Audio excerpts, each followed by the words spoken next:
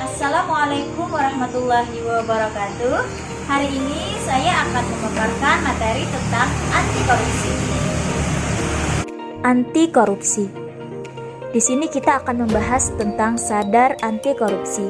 Pertama, dampak perilaku dan tindak pidana korupsi. Apa saja dampaknya? Pertama, negara korup harus membayar biaya hutang yang lebih besar. 2. Harga infrastruktur lebih tinggi. 3. Tingkat korupsi yang tinggi meningkatkan ketimpangan pendapatan dan kemiskinan.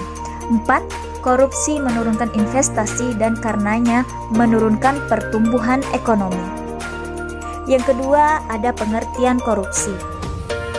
Korupsi adalah tindakan setiap orang yang secara melawan hukum melakukan perbuatan memperkaya diri sendiri atau orang lain atau suatu korporasi yang dapat merugikan keuangan negara atau perekonomian negara.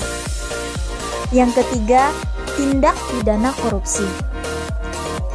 Kelompok tindak pidana korupsi.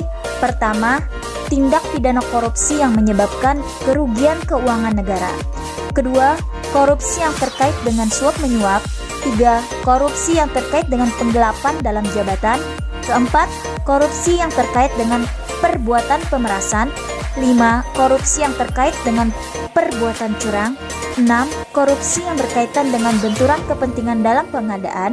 Dan yang ketujuh, korupsi yang terkait dengan gratifikasi. Yang keempat, niat, semangat, komitmen anti korupsi.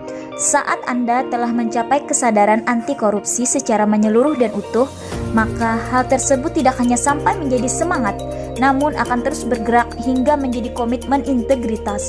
Anda sudah melangkah lebih jauh, bukan sekedar menghindar, namun mencari solusi terhadap fenomena korupsi. Yang kelima, Indonesia bebas dari korupsi. Dan kita sebagai ASN harus menolak segala bentuk korupsi agar Indonesia bebas dari korupsi. Dari kedua, yaitu semakin jauh dari korupsi. Yang pertama ada tunas integritas.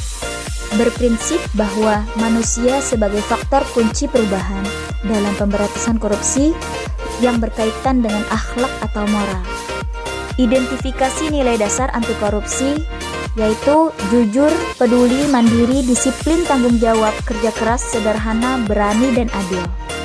Kemudian penyelarasan nilai organisasi dan anti korupsi dan penanaman nilai integritas.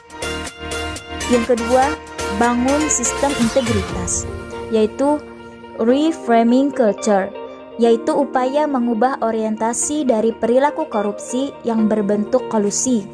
Kemudian unsur-unsur yang membentuk kolusi baik perilaku, ucapan, emosi, maupun pikiran.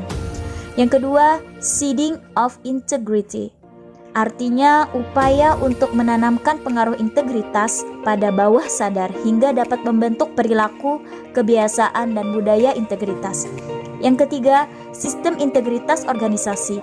Bangsa Indonesia membutuhkan individu-individu yang integritasnya sudah terinternalisasi dengan baik dalam dirinya, serta sistem nilai dan konsekuensinya.